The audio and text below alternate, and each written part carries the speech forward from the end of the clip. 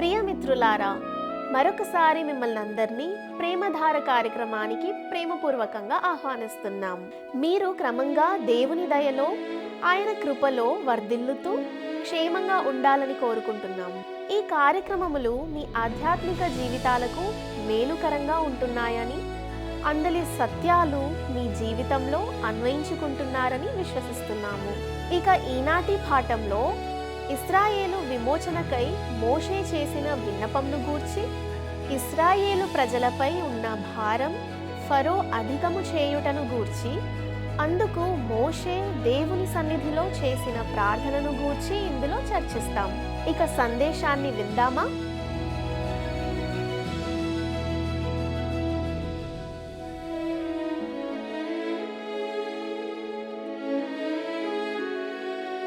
క్రీస్తునందు ప్రియమైన ప్రేమధార కార్యక్రమాలను క్రమంగా వీక్షిస్తున్న ప్రతి ఒక్కరికి మన ప్రభువును రక్షకుడైన యేసు క్రీస్తు మధురమైన నామంలో శుభములు తెలియజేస్తున్నాం. నేటి మన ఈ పాఠంలో మనము నిర్గమకాండము 5వ అధ్యాయాన్ని ధ్యానించుకోబోతున్నాం. ఇందులో ముఖ్యంగా ఇశ్రాయేలు యొక్క విడుదల కోసము మోషే ఫరోను అడిగినప్పుడు అతని స్పందన ఏ విధంగా ఉండిందో చూస్తాం. వాస్తవానికి ఈ 5వ అధ్యాయము ఫరోతో జరిగే ఒక పోటీని లేదా సంఘర్షణను ప్రారంభిస్తుంది. తెగుళ్ళు అన్నీ ఐగుప్తు యొక్క విగ్రహారాధనకు వ్యతిరేకంగా సమకూర్చబడ్డాయి. ఇది వాస్తవానికి దేవునికి మరియు ఐగుప్తు దేవతలకు మధ్య జరిగిన ఒక యుద్ధము లేదా పోరాటము అని చెప్పవచ్చు. 40 సంవత్సరాల విరామము తర్వాత ఇప్పుడు మోషే ఐగుప్తుకు తిరిగి వచ్చాడు. ఈ విమోచకుడు ఇప్పుడు తన ప్రజలను విడిపించడానికి సిద్ధంగా ఉన్నాడు. అతడు ఇశ్రాయేలు పెద్దలను సమకూర్చాలి మరియు వారందరూ కలిసి ఫరో యొద్దకు వెళ్ళి తమ అభ్యర్థనను సమర్పించాలి. అయితే ఫరో ఇశ్రాయేలు ప్రజలను వెళ్ళనివ్వడానికి నిరాకరించాడు. దీనితో దేవునికి మరియు ఐగుప్తు దేవతలకు మధ్య ఒక పోరాటం మొదలైంది. ప్రియులారా, ఒక విషయాన్ని మనము జాగ్రత్తగా గుర్తుంచుకోవాలి.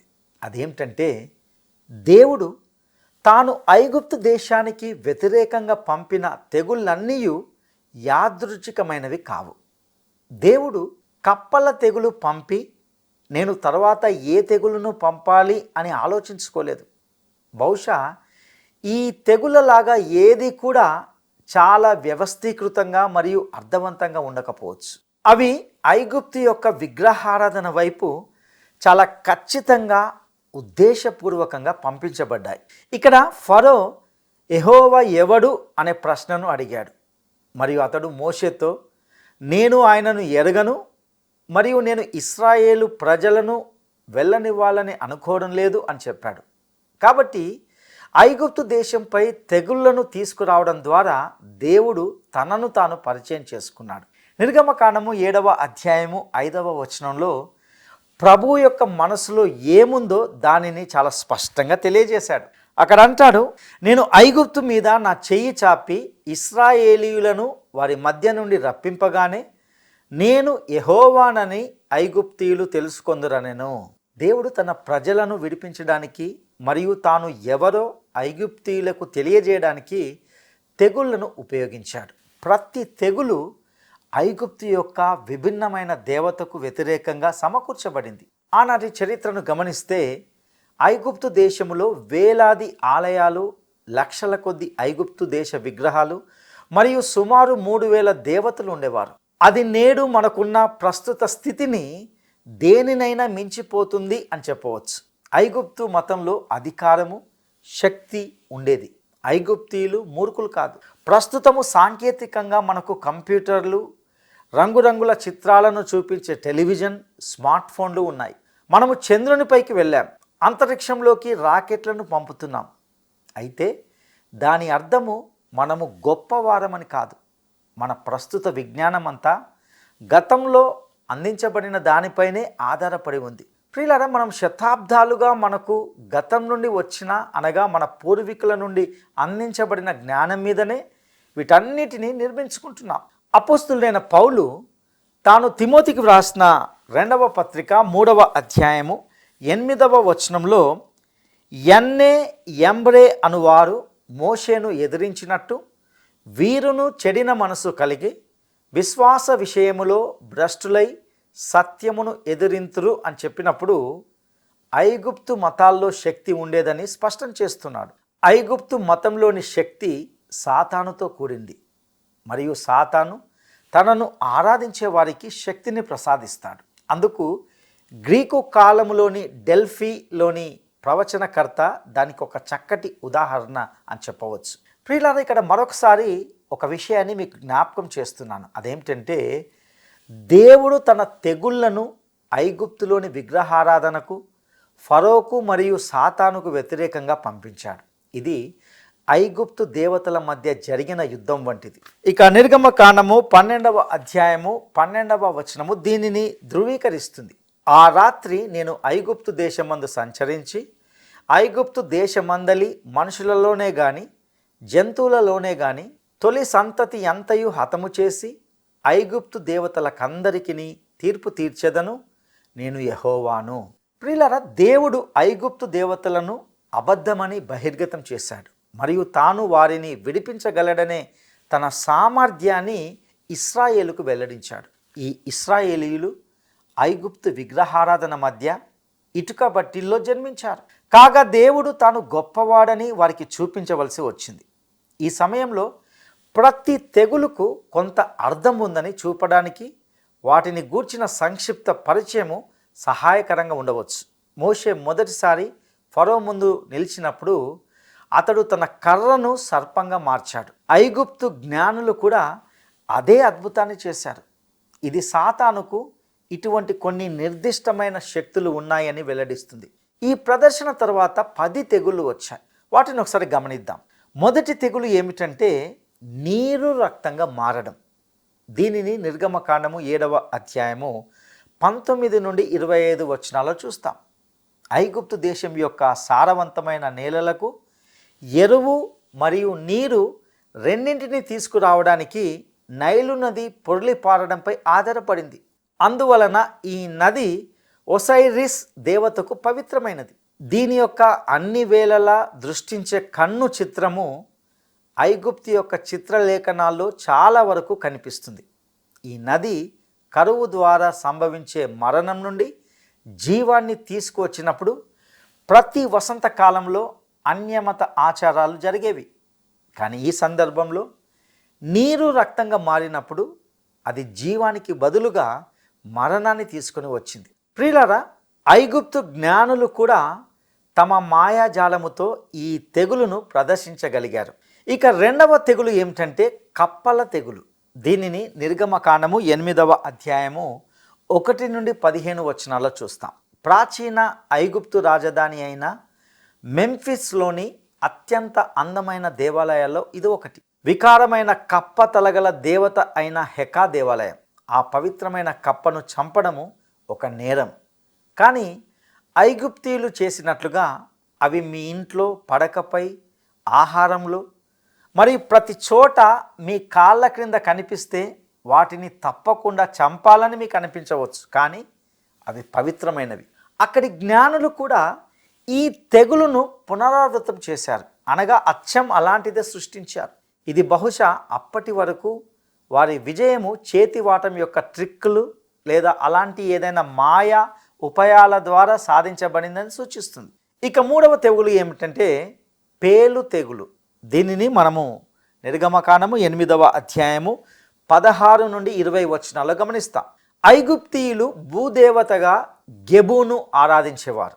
కానీ ఐగుప్తు దేశమందంతటను ఆ దేశపు భూమి ధూళి అంతయు పేలుగా మారాయి. గెబుకు పవిత్రమైన దీనిని వారు ఇప్పుడు తృణీకరిస్తున్నారు. ఈ తెగులును తొలగించమని ఫరో అడగలేదు మరియు ఐగుప్తు మంత్ర విద్యలు ఈ తెగులును పునఃసృష్టించలేకపోయాయి. ఈ తెగులును తీసుకుని వచ్చిన వ్యక్తి ఐగుప్తు దేవతల కంటే సర్వశ్రేష్ఠుడని వారు గుర్తించినట్లు కనిపిస్తుంది. ఇక 4వ తెగులు ఏమిటంటే ఈగల తెగులు. దీనిని మనము నిర్గమకాండము 8వ అధ్యాయము 20 నుండి 32 వచనాల్లో గమనిస్తాం. కొంతమంది ఈ ఈగల మందలు వాస్తవానికి పవిత్రమైనవిగా భావించబడే పేడ పురుగుల యొక్క సమూహాలు అని భావిస్తారు. మరియు కెఫెరా అనే పేడ పురుగు ఈ యొక్క దేవతగా ఉంటున్నది. ఐగుప్తు సమాధుల్లో ఈ పేడ పురుగు కనిపిస్తుంది మరియు ఇది నిత్య జీవాన్ని సూచిస్తుంది. ఈ పేడ పురుగులు సూర్య దేవుడైన రా అనే దేవునికి పవిత్రమైనవి. ఇక 5వ తెగులు ఏమిటంటే పశువుల తెగులు. దీనిని మనము నిర్గమకాండము 9వ అధ్యాయము 1 నుండి 7 వచనాల్లో గమనిస్తాం. పశువుల తెగులు అనేది పశువులను ప్రభావితం చేసే ఒక వ్యాధి. ఐగుప్తులో నిర్మించబడిన 2వ అతిపెద్ద దేవాలయము మెంఫిస్లో ఉండేది మరియు అది నల్ల ఎద్దు అయిన అపీస్ అనే దేవతను పూజించడానికి ఉద్దేశించబడింది. ఈ తెగులు కారణంగానే ఐగుప్తీయులు ఒక రోగగ్రస్తమైన ఆవును పూజించడం మొదలు పెట్టారని చెప్పవచ్చు. ఇక 6వ తెగులు ఏమిటంటే దద్దుర్ల తెగులు. దీనిని నిర్గమకాండము 9వ అధ్యాయము 8 నుండి 17 వచనాల్లో చూస్తాం. ఐగుప్తు యొక్క మతాలన్నింటికి చెందిన యాజకులు ఆ గుళ్ళలో సేవ చేయడానికి నిర్మలంగా వారి శరీరాలపై ఎటువంటి మచ్చలు కానీ డాగులు కానీ ఎటువంటి గుర్తులు మరక లేకుండా ఉండవలసి ఉండేది. ఈ కాలంలో యాజకులందరి మీద పొక్కులు దద్దుర్లు ఉండడంతో వారు ఐగుప్తులో ఆరాధనకు విరామం కల్పించారు. వారిలో ఎవ్వరు కూడా ఎక్కడ ఆలయాల్లో సేవ చేయలేకపోయారు. ఇది వాస్తవానికి ఐగుప్తు యొక్క మతం అంతటి మీద ఒక తీర్పు. ఇక 7వ తెగులు ఏమిటంటే వడగండ్ల తెగులు. దీనిని నిర్గమకాండము 9వ అధ్యాయము 18 నుండి 35 వచనాల్లో చూస్తాం. దేవుడు ఆకాశ దేవతపై వడగళ్ల తెగులుతో తన యొక్క శక్తిని ప్రదర్శిస్తున్నాడు. ఆమె తన స్వంత ప్రదేశంలో శక్తిహీనురాలుగా మిగిలిపోయింది. ఇక 8వ తెగులు ఏమిటంటే మిడతల తెగులు. దీనిని నిర్గమకాండము 10వ అధ్యాయము 1 నుండి 20 వచనాల్లో గమనిస్తాం. మిడతల తెగులు పురుగు దేవతలకు వ్యతిరేకంగా జరిగిన తీర్పు. మిడతల తెగులు అనేది పంటలు శపించబడ్డాయి అని చెప్పే అర్థాన్ని కలిగి ఉంది. ఇది యోవేలు మరియు ప్రకటన గ్రంథాల్లో కూడా కనిపించే దేవుని తీర్పుకు నిదర్శనం. ఇక 9వ తెగులు ఏమిటంటే చీకటి తెగులు. నిర్గమకాండము 10వ అధ్యాయము 21 నుండి 29 వచనాల్లో ఇది గమనిస్తాం. దేవుడు చీకటితో ఆరాధించబడే ప్రధాన దేవతకు సూర్యదేవుడు రాకు వ్యతిరేకంగా ముందుకు వచ్చాడు. ఐగుప్తు శిథిలాల్లో సూర్యుని అర్ధాకారము అత్యంత సుపరిచయమైన చిహ్నం. చీకటి తెగులు రా యొక్క పూర్తి నిస్సహాయతను చూపిస్తుంది. ఇక 10వ తెగులు ఏమిటంటే జ్యేష్ఠుల యొక్క మరణం. దీనిని మనము నిర్గమకాండము 11వ అధ్యాయము మరియు 12వ అధ్యాయంలో గమనిస్తాం. ఐగుప్తు మతం ప్రకారము జ్యేష్ఠులు ఐగుప్తు దేవతలకు చెందినవారు. మరొక మాటలో చెప్పాలంటే దేవుడు ఐగుప్తు దేవతల కోసము కేటాయించబడిన వాటిని తీసుకున్నాడు. దేవుడు తాను ఎవరో ఐగుప్తీయులకు బోధిస్తున్నాడు. ఆయన తానే దేవుడు అని ఫరోను ఒప్పిస్తున్నాడు. అలాగే తన స్వంత ప్రజలను తనను తమ దేవుడిగా అంగీకరించడానికి సిద్ధంగా ఉన్న స్థితికి తీసుకువస్తున్నాడు. ప్రియులరా, ఇది ఇశ్రాయేలు ప్రజలను ఐగుప్తు బానిసత్వం నుండి విడిపించే తుది తీర్పు చర్యగా ఉంటున్నది. ప్రియులారా, ఐగుప్తు తెగులలో ఒక ప్రత్యేకమైన ఉద్దేశం అంటూ ఉందని అర్థం చేసుకోవడం ముఖ్యం. దేవుడు ఐగుప్తు దేవతలను ఒక పోటీకి సవాలు చేసి వారిని ఓడించాడు.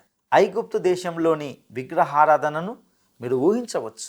అయినప్పటికీ యెషయా ద్వారా దేవుడు ప్రతి విగ్రహము ఐగుప్తు నుండి అదృశ్యమయ్యే సమయం వస్తుందని ముందుగానే చెప్పాడు.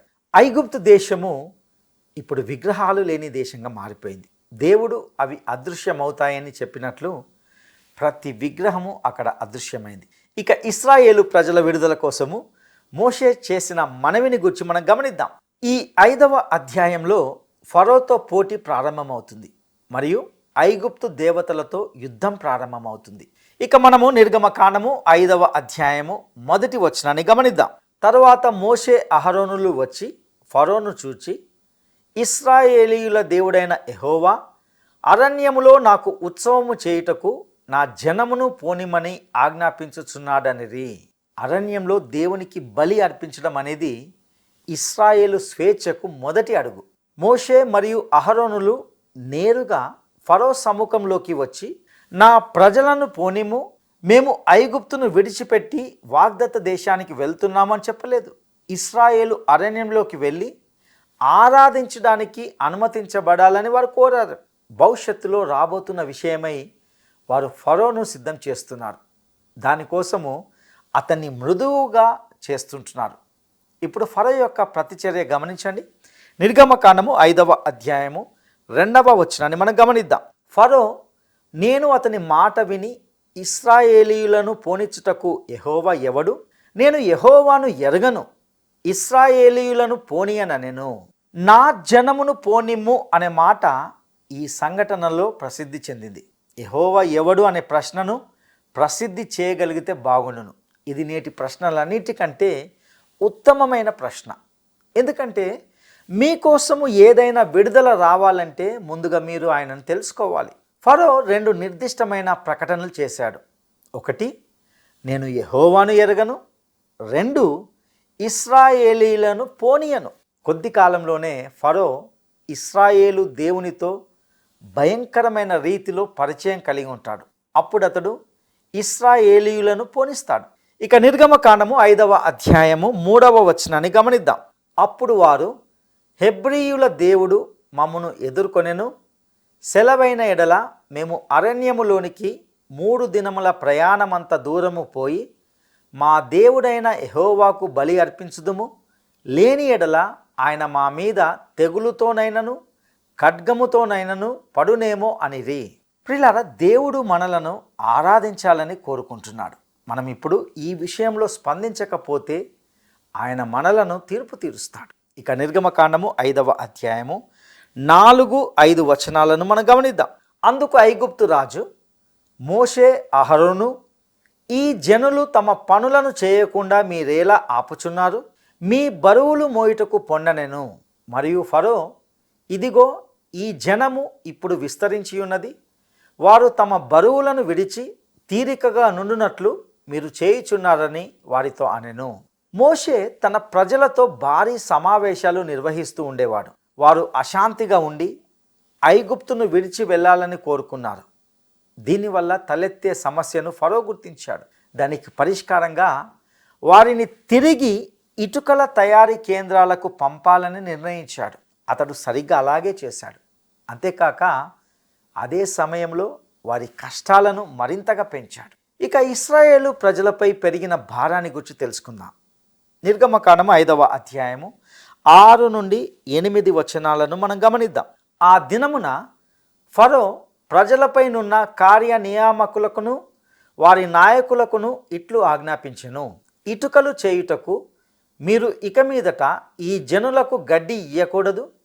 వారు వెళ్ళి తామే గడ్డి కూర్చుకొనవలెను. అయినను వారు ఇదివరకు చేసిన ఇటుకల లెక్కనే వారి మీద మోపవలెను. దానిలో ఏమాత్రమును తక్కువ చేయవద్దు. వారు సోమరులు గనుక మేము వెళ్ళి మా దేవునికి బలి నర్పించుటకు సెలవిమ్మని మొరపెట్టుచున్నారు. ప్రియులరా, ఇక్కడ ఫరో ఇశ్రాయేలీలు ఒక సెలవు దినము కోరుతున్నారని అనుకున్నాడు. వారికి కొంత విరామం కావాలని అడుగుతున్నారంటే వారు తగినంత కష్టపడి పని చేయడం లేదని అతడు వారితో తర్కించాడు.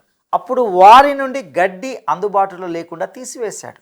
అంతేకాకుండా వారు అంతకుముందు ఎన్ని ఇటుకలనైతే ఉత్పత్తి చేసేవారో ఇప్పుడు కూడా అదే సంఖ్యలో ఇటుకలను ఉత్పత్తి చేయడానికి మరియు గడ్డిని సేకరించడానికి బలవంతం చేశాడు. తద్వారా వారి రోజువారీ పనులు పెరిగాయి.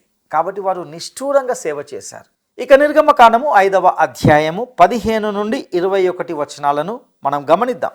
ఇశ్రాయేలీయుల నాయకులు ఫరో యొద్దకు వచ్చి తమ దాసుల ఎడల తమ రెందుకిట్లు జరిగించుచున్నారు, తమ దాసులకు గడ్డినియరు, అయితే ఇటుకలు చేయుడని మాతో చెప్పుచున్నారు. చిత్తగించుము, వారు తమరి దాసులను కొట్టుచున్నారు, అయితే తప్పిదము తమరి ప్రజల యందే ఉన్నదని మొరపెట్టిరి.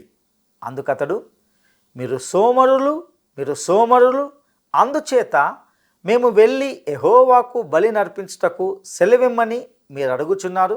మీరు పొండి పని చేయుడి, గడ్డి మీకు ఇయ్యబడదు. అయితే ఇటుకల లెక్క మీరు అప్పగింపక తప్పదని చెప్పెను. మీ ఇటుకల లెక్కలో నేమాత్రమును తక్కువ చేయవద్దు.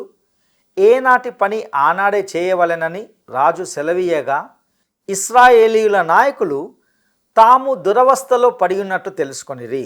వారు ఫరో యుద్ధ నుండి బయలుదేరి వచ్చుచు తమ్మును ఎదుర్కొనుటకు దారిలో నిలిచియున్న మోషే అహరోనులను కలుసుకొని, యెహోవా మిమ్ము చూచి న్యాయము తీర్చునుగాక, ఫరో ఎదుటను అతని దాసుల ఎదుటను మమ్మును అసహ్యులనుగా చేసి మమ్ము చంపుటకై వారి చేతికి ఖడ్గమిచ్చితిరని వారితో అనగా, ఇశ్రాయేలీయులు తమ భారం పెరిగినందుకు మోషే మరియు అహరోనులను నిందించారు. వారికి సహాయం చేయడం కంటే ఫరోకు అడ్డు చెప్పి వారి జీవితాలను మరింత అసహనంగా చేయడానికి ఫరోకు ఒక సాకు ఇచ్చినందుకు ఈ ఇద్దరు వ్యక్తులపై ఆరోపించారు. దీని ఫలితంగా మోషే చేసినటువంటి ప్రార్థనను మనం గమనిద్దాం. నిర్గమకాండము 5వ అధ్యాయము 22, 23 వచనాలను గమనిద్దాం. మోషే యెహోవా యొద్దకు తిరిగి వెళ్ళి, ప్రభువా, నీవేళ ఈ ప్రజలకు కీడు చేస్తివి, నన్నేలా పంపితివి? నేను నీ పేరట మాట్లాడుటకు ఫరో యొద్దకు వచ్చినప్పటి నుండి అతడు ఈ జనులకు కీడే చేయుచున్నాడు, నీ జనులను నీవు విడిపింపను లేదనెను. ఇప్పుడు మోషే చాలా అసహనంగా ఉన్నాడు. అతడు దేవునితో అంటున్నాడు, నీ ఆజ్ఞ ప్రకారము సూచనల ప్రకారము వారిని విడిపించడానికి నేను ఇక్కడికి వచ్చాను, కానీ వారిని పోనివ్వడానికి బదులుగా ఫరో ఇశ్రాయేలీయుల జీవితాలను మరింత కష్టతరం చేశాడు. నిజంగా ఇక్కడ మోషే దేవునికి ఫిర్యాదు చేస్తున్నాడు. మోషే వాస్తవానికి మొత్తం చిత్రాన్ని చూడలేకపోయాడు, కానీ దేవుడు తన ప్రణాళికను అమలు చేయడానికి నెమ్మదిగా మరియు సహనంగా కదులుతున్నాడు.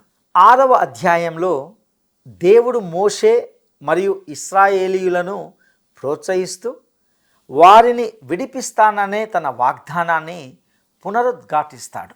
దేవుడు మోషేకు, ఇశ్రాయేలీయులకు, ఐగుప్తీయులకు మరియు ఫరోకు నేర్పించవలసింది చాలా ఉంది. ప్రియ సహోదరుడా, సహోదరి, మరిన్ని విషయాలను వచ్చే పాఠంలో తెలుసుకుందాం. ఇందలి వాక్య సత్యాలను మీ ఆధ్యాత్మిక జీవితాలకి అన్వయించుకొనడానికి ప్రభువు మీకు సహాయం చేయనుగాక. దైవాశీస్సులు. చిన్న ప్రార్థన చేసుకుందాం. మహాగణుడా, నమ్మదగిన దేవా, నీ నమ్మదగిన నామానికి స్తుతులు స్తోత్రాలు చెల్లిస్తుంటున్నాం. ప్రభువా, మేము నిర్గమ కాండము నుండి అనేక సత్యాలను నేర్చుకుంటున్నాం. ముఖ్యంగా నీ ప్రజల పట్ల నీవు కలిగి ఉన్న ఉద్దేశానికే నీకు వందనాలు. నీ ప్రజలు, నీవు ఎంచుకున్న ప్రజలు, నీవు ఎంపిక చేసుకున్న ప్రజలు నీకు అత్యంత ముఖ్యమైన వారు. నీ సొత్తుగా చేసుకోవడానికి, వారిని ఆ బంధకాల నుండి విడిపించడానికి, నీ ఒక ప్రత్యేకమైన దేవునిగా నిరూపించుకోవడానికి ఆ యొక్క ఐగుప్తులో చేసిన ప్రతి కార్యాన్ని బట్టి నీకు వందనాలు చెల్లిస్తుంటున్నాం. ప్రభువా, ఈ ప్రత్యేక సమయంలో మా జీవితాల్లో కూడా నీ యొక్క అద్భుతాన్ని చవి చూడడానికి, నీ ప్రణాళికను అర్థం చేసుకోవడానికి నీ కృపా సహాయము దయచేయవలసిందిగా ప్రార్థిస్తుంటున్నాం. ఈ నిర్గమకాండ గ్రంథ అధ్యాయాలను ధ్యానిస్తుండగా ప్రభువా, నీ యొక్క కృపను, నీ యొక్క సహాయాన్ని మాకు దయచేయవలసిందిగా ప్రార్థిస్తూ, ఈ కార్యక్రమాలను వీక్షిస్తున్న ప్రతి ఒక్కరికి నీ కృపా సహాయము దయచేయవలసిందిగా ప్రార్థిస్తూ, అందలి ఆధ్యాత్మిక సత్యాలను గ్రహించడానికి నీ కృప దయచేయవలసిందిగా ప్రార్థిస్తూ, మా రక్షకుడును నమ్మదగిన యేసయ్య శ్రేష్టమైన నామంలో అడిగి స్తుతించి వేడుకుంటున్నాము తండ్రి. ఆమేన్.